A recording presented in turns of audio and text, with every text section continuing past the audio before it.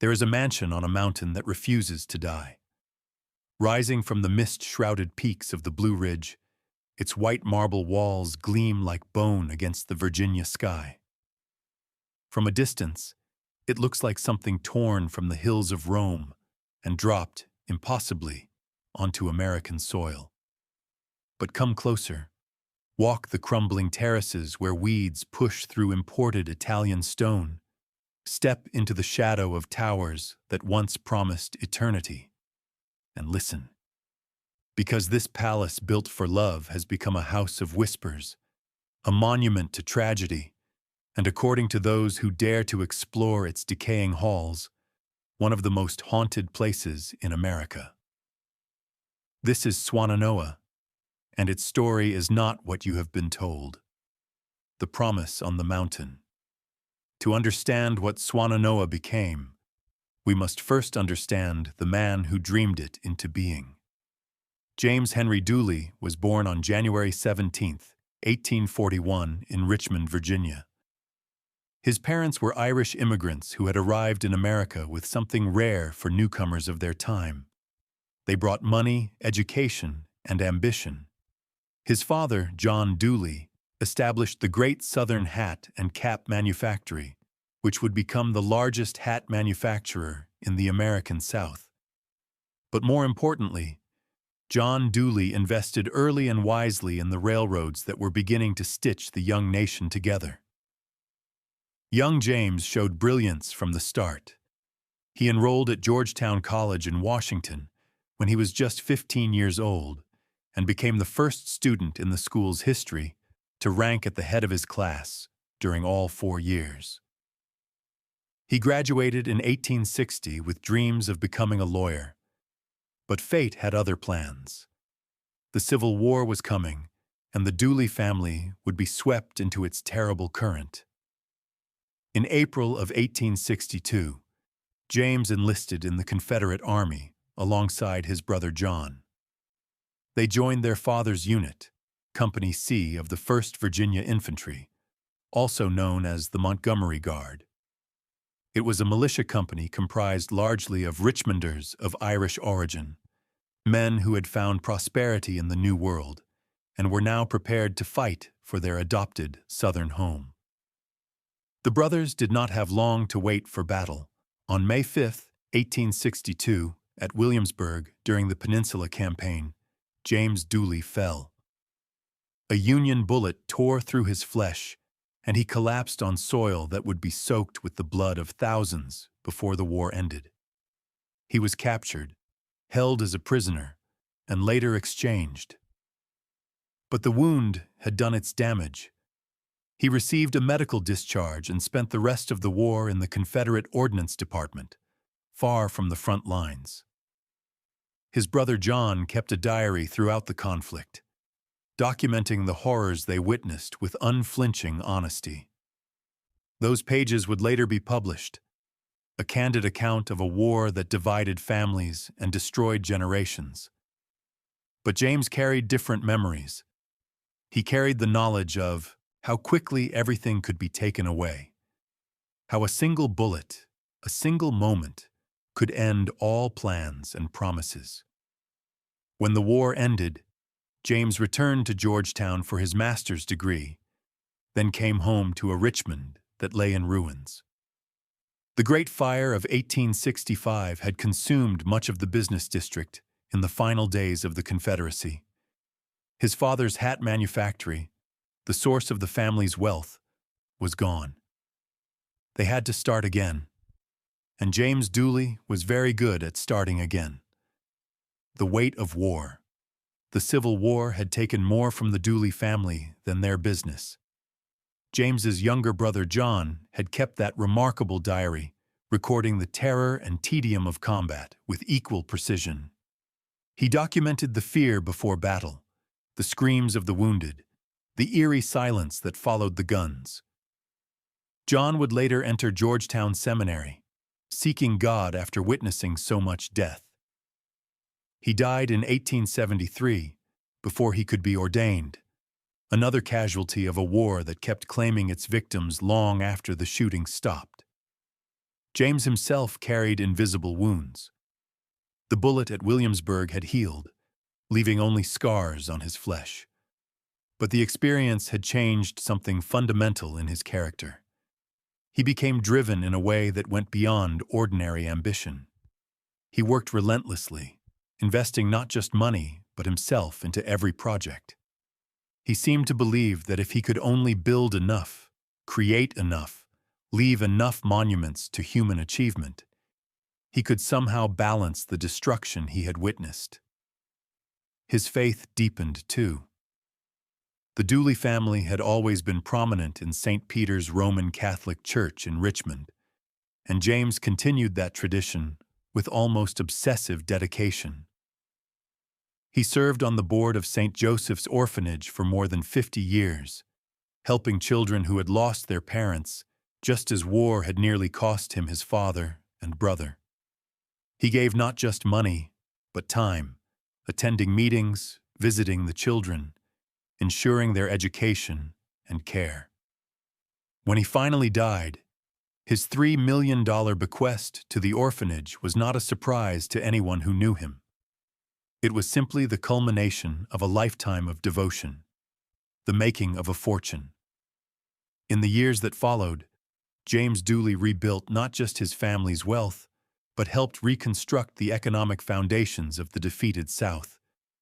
He established himself as a lawyer with a brilliant legal mind, sharp business instincts, and oratorical skills that could sway juries and legislators alike. He was elected to the Virginia House of Delegates in 1871 and served 3 consecutive terms, rising quickly through the ranks of the Conservative Party. But it was his work outside the State House that would make him legendary. In 1880, Dooley joined the board of the Richmond and Danville Railroad. Working alongside other ambitious men, he helped expand that single railroad into a vast network stretching across 9,000 miles of track, reaching as far as the Texas border. When the Panic of 1893 struck and the system faced bankruptcy, it was reorganized by Drexel Morgan and Company into the new Southern Railway Company. James Dooley emerged even wealthier than before. He invested in the Seaboard Airline Railway, helping transform it into a trunk line connecting Richmond to Tampa. He became a director of the Chesapeake and Ohio Railway. He poured money into steel companies in Birmingham, into real estate across Virginia, into banking and insurance. By the turn of the century, James Dooley had become one of the richest men in the South. His fortune estimated at between $5 and $6 million, the equivalent of hundreds of millions today. Yet for all his success, there was something missing. James Dooley was not driven by greed alone. Something deeper burned within him, something forged in the crucible of war and loss. He wanted to build things that would last. He wanted to leave monuments to beauty in a world that had shown him so much destruction. And he wanted to honor the woman who had walked beside him through it all. The Belle of Staunton. Sarah Sally O'May came from Old Virginia stock. Born on July 23, 1846, at Locust Grove Plantation in Lunenburg County, she was the 8th of 9 children. Her family descended from royal governors and Revolutionary War patriots. Her father was a physician, her mother a Jones from one of the founding families of the Virginia tobacco aristocracy. But Sally's childhood was shadowed by loss. Her mother died when she was no more than 7 years old, and the little girl was sent to live with her older married sisters in Staunton, in the Blue Ridge foothills. There, among the mountain mists and rolling farmland, Sally grew into a woman of refinement and grace. She developed a passion for horticulture that would define her life, learning the names and needs of every flower, every tree, every growing thing that could transform raw earth into beauty. When James Dooley met her, sometime in the years after the war, he found in her everything he had been seeking. She was cultured, where he was practical. She was Episcopal, where he was Catholic, a difference that troubled her family greatly. But she saw in the ambitious young lawyer something her relatives could not, a man capable of turning dreams into reality. They married on September 11th, 1869 in Staunton, at the home of one of Sally's sisters. The Episcopal parents had objected to the Irish Catholic suitor, but Sally had made her choice. She would remain an Episcopalian all her life, and James would remain a devoted Catholic. Their faiths were different, but their partnership was unshakable. In the decades that followed, as James built his empire of railroads and steel, Sally built something equally impressive. She became a leader of Richmond society, founding Virginia's first chapter of the Daughters of the American Revolution, becoming a charter member of the Colonial Dames. She traveled the world with her husband, collecting furniture and art, absorbing the beauty of European gardens and Japanese landscapes, and she poured that knowledge into their home. In 1886, the Dooleys purchased a dairy farm on the banks of the James River, just west of Richmond. Over the next 7 years, they transformed it into Maymont, a 100-acre showplace that rivaled any Gilded Age estate in America. The Richardsonian Romanesque mansion was filled with treasures from their travels. The grounds featured Italian gardens and Japanese gardens, picturesque outbuildings and fountains that sparkled in the Virginia sun. But even Maymont was not enough. Sally had never forgotten those years in Staunton, never stopped dreaming of the mountains where she had grown from a grieving child into a hopeful woman. She wanted a summer home there, high above the valleys, where the air was cool and the views stretched forever. And James Dooley, who had survived war and rebuilt empires, promised to build her a palace in the sky, the construction of a dream. They found the perfect site in 1911, Rockfish Gap, where the Blue Ridge Mountains offered views across both the Shenandoah Valley and the Rockfish Valley below. It was remote, accessible only by rough mountain roads. It straddled the border between Nelson and Augusta counties, as if the estate itself would refuse to be contained by ordinary boundaries. James purchased 1,000 acres of mountain wilderness. He hired the Richmond architectural firm of Noland and Baskerville to design what he envisioned, an Italian Renaissance revival villa inspired by the Villa Medici in Rome. And then he set about doing what had always seemed impossible. In April of 1911, James and 20 associates spent a week surveying the property, climbing through forests and scrambling over rocks to find the exact spot where the mansion would rise. By June, the blueprints were complete. And then the real work began. More than 300 artisans speaking different languages descended on that remote mountaintop. They came from Italy and France, from across America and beyond. Stone cutters and wood carvers, plasterers and upholsterers, each bringing skills passed down through generations. They lived in quarters on the site, earning $1.50 per day, with 50 cents deducted if they wanted catered meals. The work was brutal, the conditions harsh, but slowly, impossibly, a palace began to rise from the wilderness. The exterior was clad in white Georgia marble, tons of it hauled up the mountain by mule trains and narrow-gauge rail. Every block had to be cut precisely, fitted perfectly, polished until it gleamed.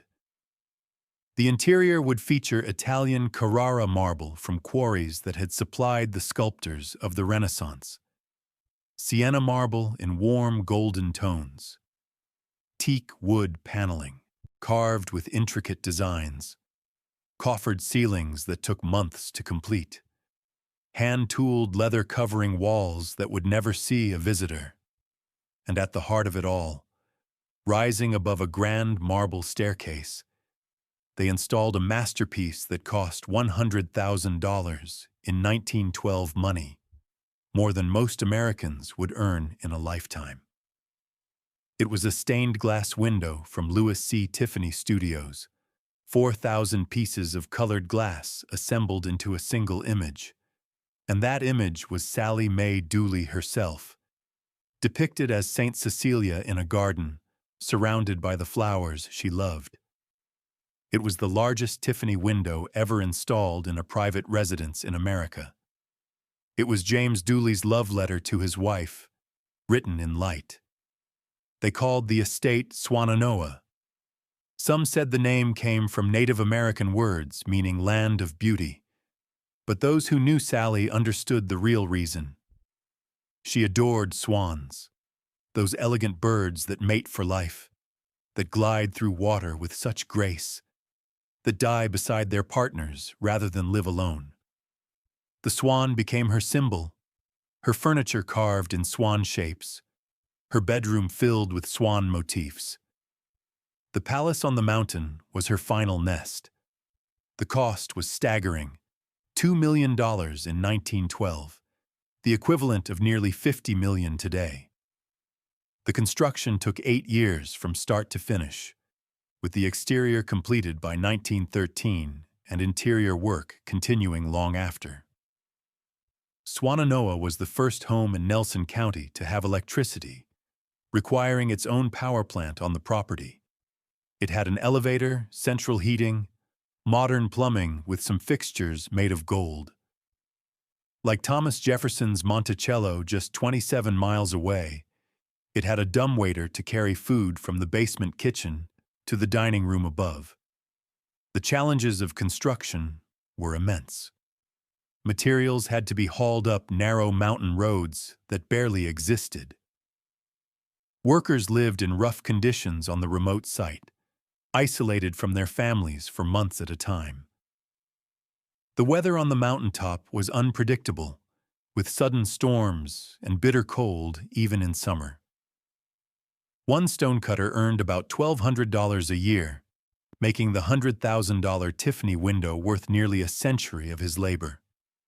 Yet somehow the project continued, driven by Dooley's determination and deep pockets. Each of the 52 rooms had its own distinct character.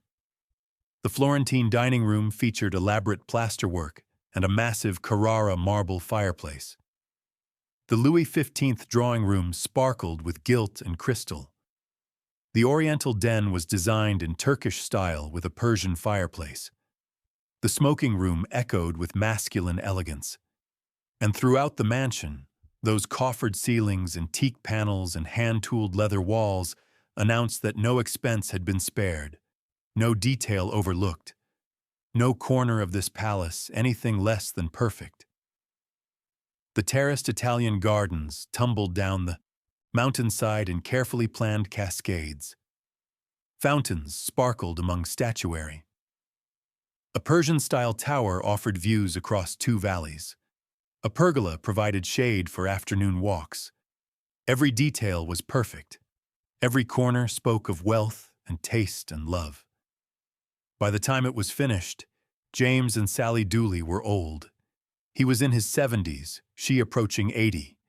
They had spent their lives building, creating, transforming. Now they could rest in their palace above the clouds, surrounded by the beauty they had brought into being. They had 12 summers together at Swannanoa. Only 12. Those summers were everything James had promised. Sally would spend her days in the gardens she had designed, tending the flowers that bloomed in terraces cascading down the mountain. She supervised a staff of servants who kept the 52 rooms immaculate, who prepared meals in the basement kitchen and sent them up on the dumbwaiter, who maintained the illusion that this marble palace on a mountaintop was the most natural thing in the world. James would read in the library or work on correspondence in the Oriental den, his railroad empire still demanding attention, even in his retreat from the world. In the evenings, they would sit on the terrace and watch the sun set over the Shenandoah Valley. 2 people who had weathered war and loss and built something beautiful in defiance of time. But time was running out. James was in his 70s when Swannanoa was completed, Sally approaching 80. The years of construction had taken their toll on both of them. They had poured their remaining strength into this final monument to their partnership. Now they could only enjoy it briefly before the end came. The silence descends. James Dooley suffered a stroke in Richmond in November of 1922. He was 81 years old. The man who had survived being shot in battle, who had rebuilt fortunes and reshaped the Southern economy, who had turned a mountaintop wilderness into a marble palace, died on November 16th, at peace in the city where he had been born. His will was generous beyond measure. $3 million went to St. Joseph's Orphanage in Richmond, the largest gift to a Catholic charity in American history at that time. He had served on the orphanage board for over 50 years, continuing his father's legacy of caring for children who had no one else. He left funds to build a hospital at the Medical College of Virginia, a structure that would bear his name. He divided the rest of his estate with his wife, leaving her Maymont and Swannanoa and several million more to maintain them. Sally continued to spend summers at Swannanoa after James died. She could be seen walking the terraced gardens, tending the flowers she had planted, gazing out over the mountains she had loved since childhood. But the light had gone from her eyes. Without James beside her, the palace felt empty. On September 5th, 1925, Sarah Sally O'May Dooley died at Swannanoa in the Swan Room that had been designed just for her. She was 79 years old. Her body was taken down the mountain and laid to rest beside her husband in a mausoleum at Maymont. Her swan bed and furniture were eventually moved there too, where they remain on display to this day. In her will, Sally left $500,000 to build the Richmond Public Library as a memorial to her husband. $500,000 more went to the Crippled Children's Hospital. $250,000 went to the Episcopal Diocese of Virginia. She ordered her jewels sold to benefit Episcopal missions, and she left Maymont to the city of Richmond to be used as a public park and museum, a gift that continues to bring joy to thousands of visitors every year. But Swannanoa she left to her husband's 2 surviving sisters. The Dooleys had been childless. Their love focused entirely on each other and on the children of others. They had no heir to carry on their dream, and the sisters had no interest in keeping it alive. The descent begins. Within a year of Sally's death, the Dooley sisters sold Swannanoa to the Valley Corporation of Richmond for $300,000, a fraction of what it had cost to build. The new owners had big plans. They would transform the Marble Palace into a country club, catering to Virginia's wealthy elite who wanted to escape the summer heat. The Swannanoa Country Club opened in 1927 with an 18-hole golf course winding through the mountain meadows. Tennis courts appeared, swimming pools sparkled. An airstrip was constructed so that the truly affluent could fly in directly.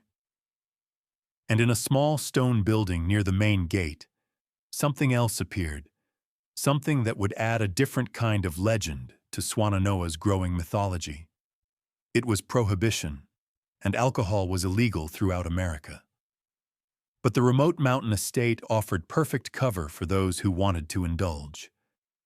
Rumors spread that the stone building housed the region's finest moonshine distillery, that government officials were among its best customers, that the finest illegal whiskey in Virginia flowed from Swannanoa's hidden stills. In November of 1928, President Calvin Coolidge and his wife came to the country club for Thanksgiving dinner. The sumptuous accommodations and isolation from Washington's constant demands seemed to affect Mrs. Coolidge deeply. Waitstaff later reported that she displayed the giddiness of a mare in the spring. The president himself was typically silent on the subject, but seemed rather drawn and sleepy for the next day's hunting. Whether the Coolidges actually entered the mansion itself remains unclear. But the presidential visit cemented Swannanoa's reputation as a playground for the powerful. It would not last. In October of 1929, the stock market crashed, and the Great Depression swallowed the world. The country club's wealthy members found their fortunes evaporating. They stopped paying dues, stopped visiting, stopped caring about golf courses and marble terraces. By 1932, the Valley Corporation could no longer maintain the property. They defaulted on their obligations, and Swannanoa reverted to the Dooley sisters through foreclosure. The sisters kept the golf course open for a few more years, hoping for a recovery that never came. Then they simply walked away.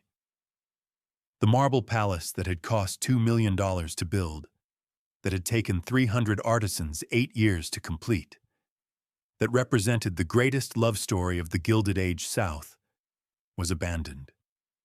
For 17 years, Swannanoa stood empty. The years of silence. Imagine what those years were like. The Virginia winters, with ice and snow battering walls designed for summer use. The creeping vines that slowly enveloped the terraces. The paint that peeled in the unused rooms upstairs. The fountains that stopped flowing, their basins filling with leaves and debris. The Persian tower standing silent against the sky. The Tiffany window, somehow still intact, filtering light into halls where no footsteps fell. Vandals came, as vandals always do to abandoned places. They pried sconces from the walls, tore copper pipes from the plumbing, scratched their names into plaster that had been smoothed by Italian craftsmen. They broke windows and kicked in doors, and took whatever they could carry down the mountain. The gold fixtures disappeared. The fine furniture was scattered. The dreams of James and Sally Dooley lay exposed to the elements and to those who had no understanding of what they were destroying. During World War II, the United States Navy briefly considered purchasing Swannanoa. They needed a remote location for a secret facility to interrogate prisoners of war. The marble mansion on the isolated mountaintop seemed perfect. They calculated that $200,000 would be needed to renovate the property for military use.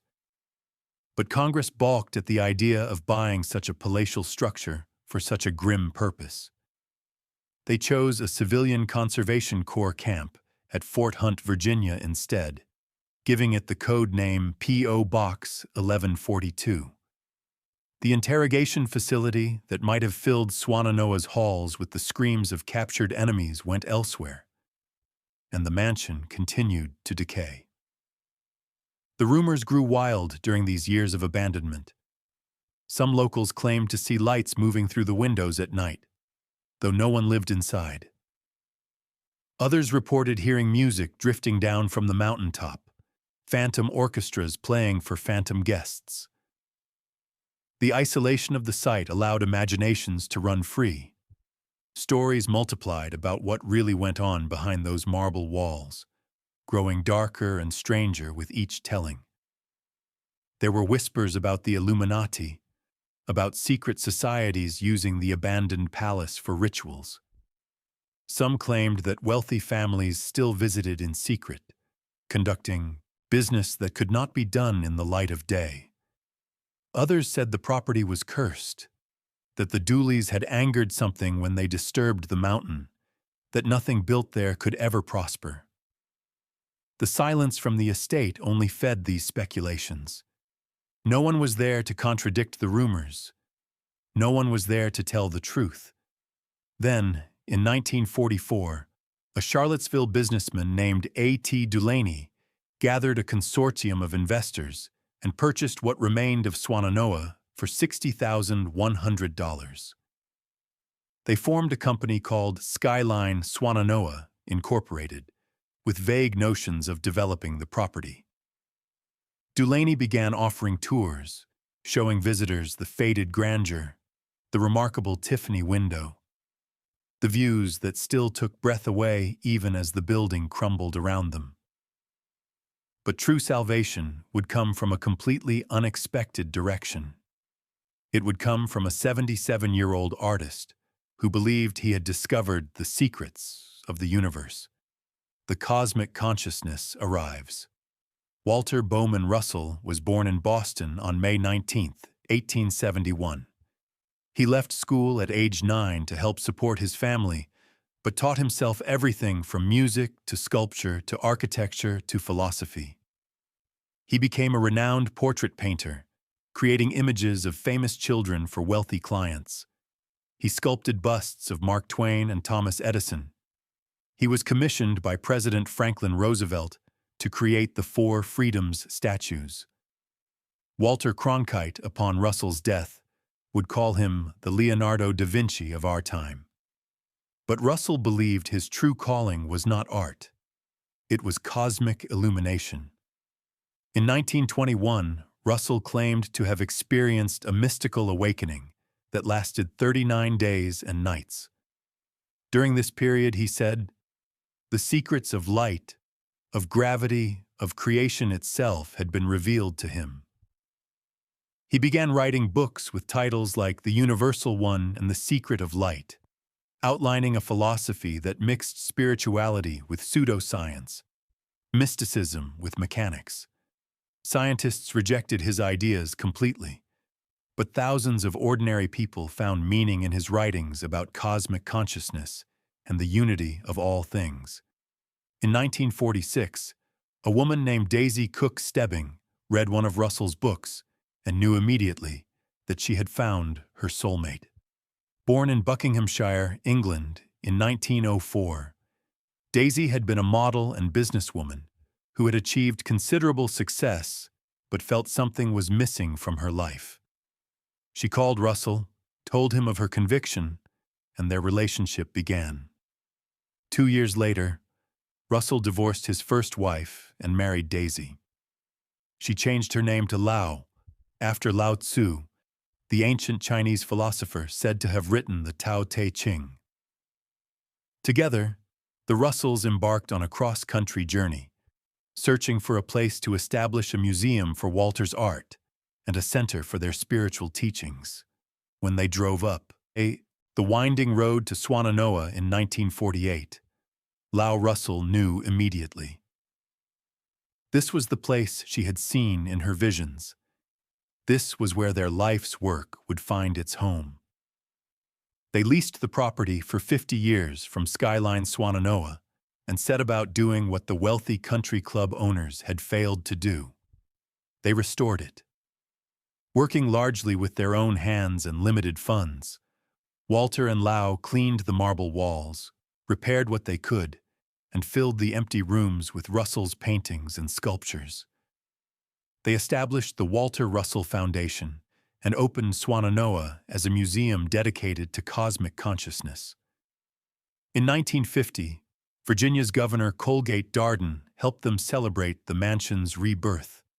Visitors began arriving from around the world, drawn by Russell's writings and the palace's legendary beauty. Gloria Swanson came in the 1950s. Adherents of the New Thought movement made pilgrimages to the mountaintop. The University of Science and Philosophy was chartered by the Commonwealth of Virginia in 1957, offering correspondence courses in what the Russells called their Course in Cosmic Consciousness. For 15 years, Walter and Lau lived and worked at Swannanoa, 2 elderly visionaries in a marble palace, teaching that the law of love was a rhythmic, balanced interchange between all things. Walter erected a statue of Jesus in the garden, a sculpture he called the Christ of the Blue Ridge, depicting the figure with arms outstretched above the valleys below. They spoke of unity and harmony and the genius inherent in everyone. They warned against atomic weapons in their 1957 book Atomic Suicide, predicting grave consequences if humanity continued to exploit radioactivity. By the late 1970s, their student body numbered 55,000 people worldwide. The teachings they offered were unusual. to say the least. Russell claimed to have discovered the true nature of the universe, a cosmology that mainstream scientists dismissed as pseudoscience but that adherents found profoundly meaningful. He spoke of cosmic consciousness, of the unity of all matter and energy, of cycles and rhythms that governed everything from atoms to galaxies. His wife Lau added her own insights about the balance between masculine and feminine principles, about the importance of love as the fundamental force of creation. Celebrities and politicians made pilgrimages to the mountaintop. Gloria Swanson came seeking enlightenment. Members of Congress visited. The mansion that had once hosted President Coolidge's Thanksgiving dinner now hosted seekers of spiritual truth from around the world. It was a strange second act for a palace built by a railroad baron, but perhaps not so strange after all. James Dooley had built Swannanoa as an expression of love. The Russells simply transformed it into a temple dedicated to love's cosmic significance. Walter Russell died on his 92nd birthday, May 19, 1963, in the palace he had helped restore. He preferred to say that he refolded, returning to the cosmic consciousness from which all life springs. Lau continued alone, managing the university, writing her own books, greeting visitors who came seeking enlightenment. Some found more than they expected. Locals had always whispered that Swannanoa was haunted, that strange sounds echoed in the empty upper floors, that figures moved in windows where no one walked. The Russells' mystical teachings seemed only to amplify these stories. Was it coincidence that a center for cosmic consciousness had chosen a house where the boundaries between worlds seemed thin? Lau Russell died in 1988, at age 84. The lease continued until 1998, when the University of Science and Philosophy finally departed Swannanoa, moving to nearby Waynesboro. For 50 years, they had kept the mansion alive. Now it fell back into the hands of the Delaney family, and the decay accelerated. The haunting of Swannanoa. Walk through Swannanoa today, and you will see a palace in twilight. The white marble walls are streaked and stained, missing pieces where vandals knocked them loose. The terraced gardens have become jungle, ivy and weeds consuming what was once carefully manicured beauty. The pergola has partially collapsed. The fountains stand dry. Inside, wallpaper peels from walls in long strips that flutter like ghostly curtains. Sconces that once held golden light fixtures leave dark holes in the plaster. But the Tiffany window remains. Bulletproof glass now protects it from the outside. The image of Sally Dooley as St. Cecilia still gazes down on visitors who climb the marble staircase, her colors catching whatever light finds its way through the neglected windows. She watches over her palace still, though it crumbles around her. And according to those who have investigated, she is not alone. Paranormal researchers have been drawn to Swannanoa for decades, making it one of the most frequently investigated locations in Virginia. The Twisted Paranormal Society visited in 2013 and returned the following year to film an episode of the reality show The R.I.P. Files, titled Spirits of the Palace. They reported capturing images of spectral orbs shooting across rooms and stairwells. Their audio equipment recorded ghostly voices responding to investigators' questions. One researcher became violently ill on the second floor, overcome by energy that seemed to press down upon him near the top of the main stairs. He had to leave the building entirely to recover. The evidence they collected was compelling enough to bring them back again and again. Electronic voice phenomena, known as EVP recordings, captured whispered conversations in empty rooms. K2 meters, devices that measure electromagnetic field fluctuations, spiked wildly in certain locations, particularly in the library and near the main staircase. Cold spots appeared in rooms that should have been uniformly warm, and multiple investigators reported the sensation of being watched, of unseen eyes following their movements through the decaying halls. The library is considered the mansion's most haunted room. Investigators using spirit boxes, devices that scan radio frequencies for ghostly communication, claim to have made contact with multiple entities. Some respond to questions about their identities. Some simply moan. One investigator reported hearing the sound of approaching footsteps that stopped just before they would have been visible. James Dooley, who oversaw the property for years, believed in the hauntings. He kept cats at Swannanoa, but noted that they refused to go to the third floor.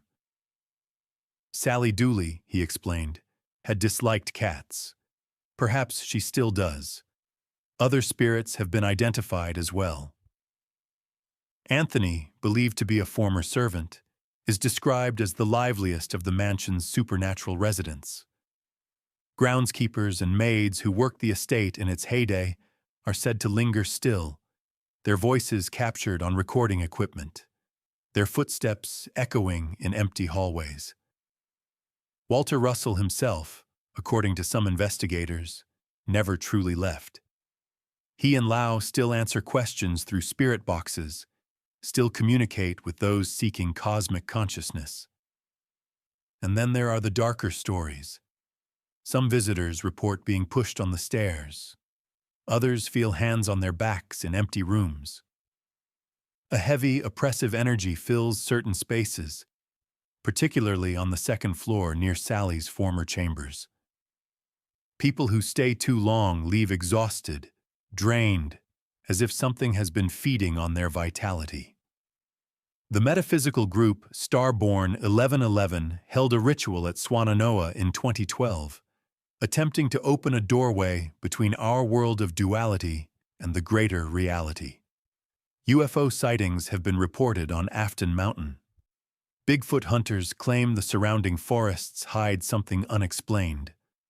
The isolated peak where James Dooley built his love song in marble has become a magnet for the strange and unexplained. Perhaps it was always meant to be so. Perhaps a palace built with such intense devotion, abandoned with such profound loss, and restored by seekers of cosmic truth, carries an energy that transcends ordinary understanding. Or perhaps the mountain itself has always been a thin place, a location where the veil between worlds wears away. What is certain is that visitors leave changed. They come expecting a historical tour and find themselves walking through something else entirely. A meditation on love and loss, a confrontation with mortality. A reminder that even the grandest dreams eventually crumble, and that perhaps what remains is not stone or glass, but something far less tangible. Something that refuses to let go. The struggle to survive. The Dooley family has owned Swannanoa through Skyline Swannanoa, incorporated since 1944. 3 generations have wrestled with the impossible challenge of maintaining a $2 million marble palace with resources that can never match its needs. Phil Dooley, who oversaw the property from 1998 until his death in 2023, spent $3 million on external restoration between 1999 and 2006. He replaced doors and windows, patched the marble facade, had the original Italian company that had supplied Dooley's roof tiles send replacements a century later. He installed bulletproof glass behind the Tiffany window and gave the marble surfaces a deep cleaning. It was not enough. It could never be enough. Estimates suggest that Swannanoa needs $4 to $5 million annually just to maintain its current condition. The roof leaks. The electrical system is outdated. The plumbing cannot support overnight guests. The heating is inadequate for winter use, and there is no air conditioning for summer. Every time one problem is addressed, another emerges. The list of needed repairs never stops growing. Phil Delaney dreamed of converting Swannanoa into a bed and breakfast, of restoring it to something approaching its original glory. But the costs were prohibitive, and his health declined.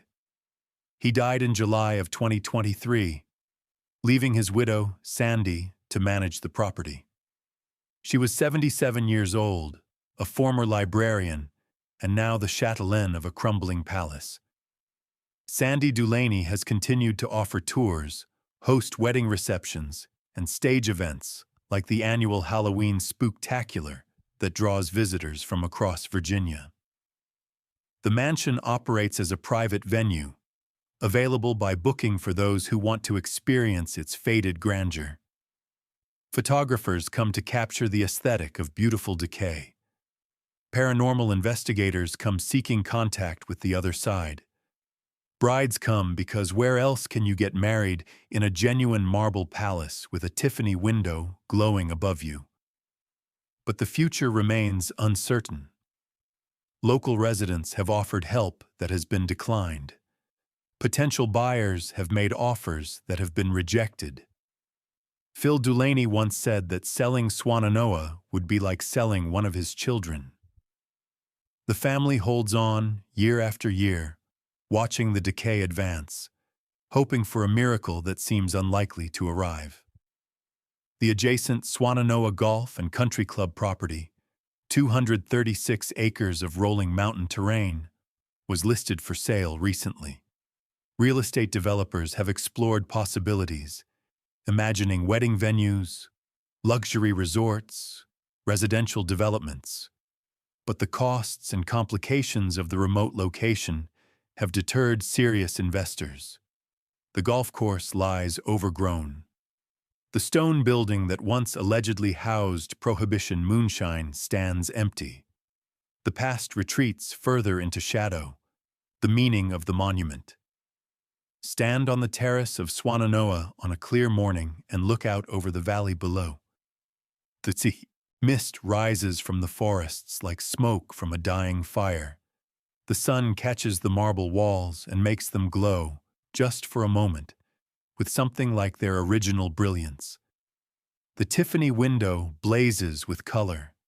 The mountains roll away in every direction, green and endless and utterly indifferent to human ambition.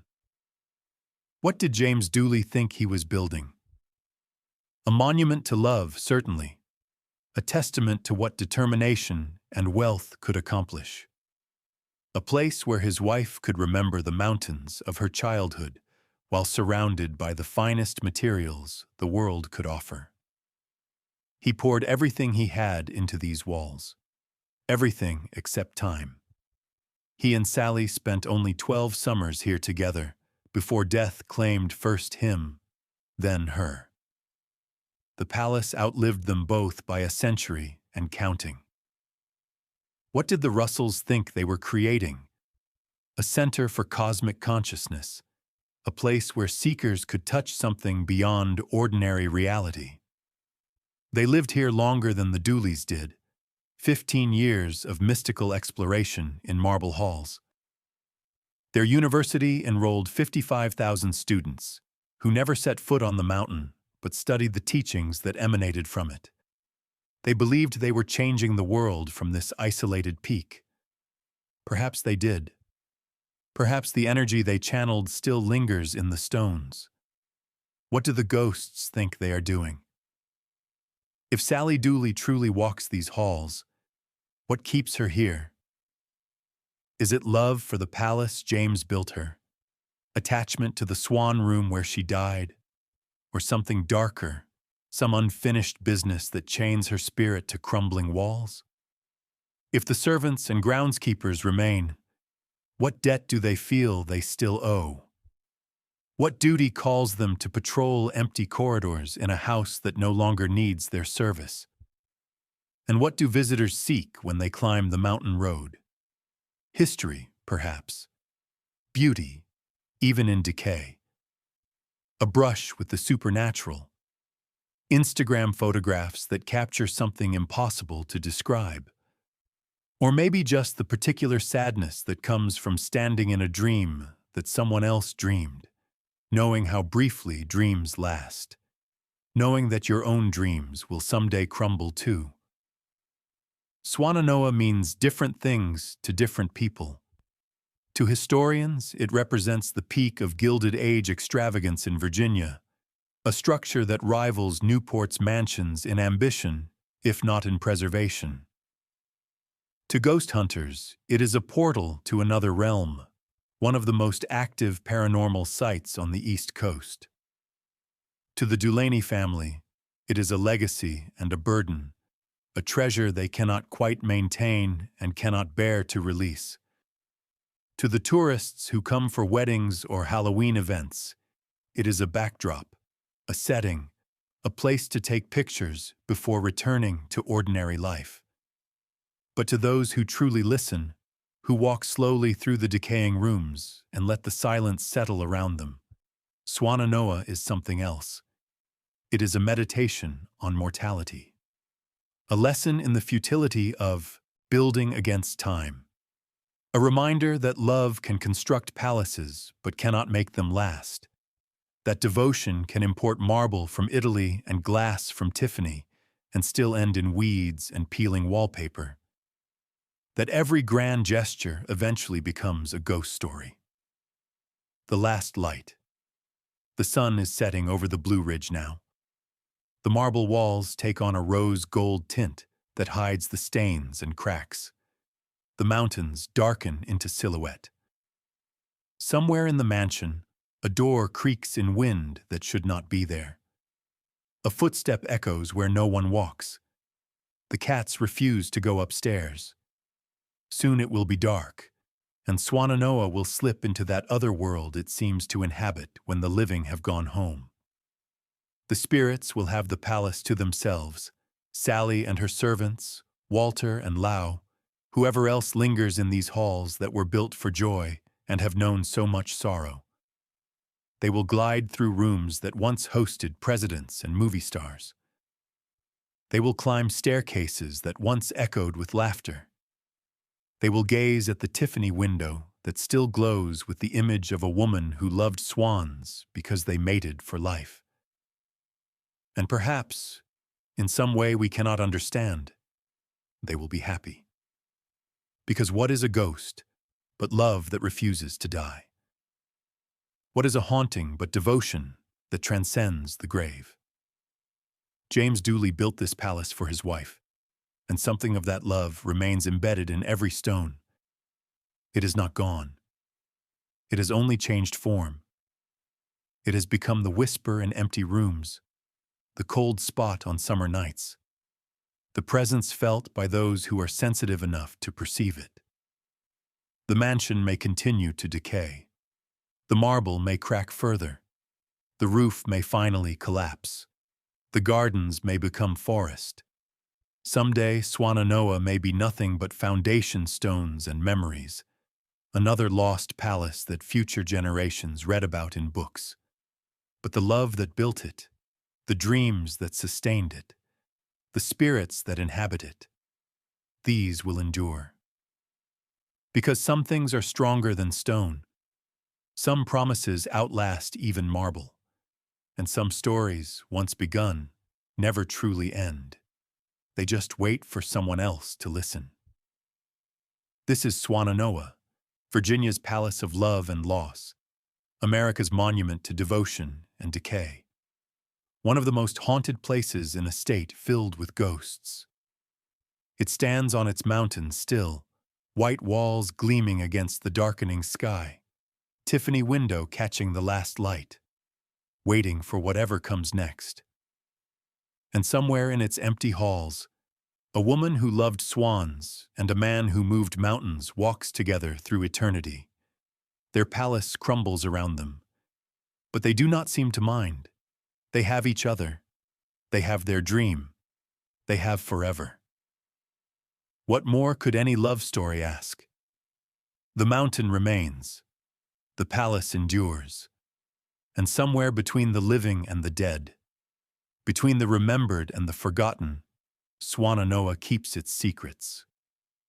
It waits for those brave enough to climb the winding road and walk through doors that have welcomed presidents and mystics, millionaires and ghost hunters, dreamers of every kind. It waits to show them what love built, what time destroyed, and what refuses to die. Come and see, come and listen. Come and find out for yourself what haunts the marble palace on the mountain, if you dare.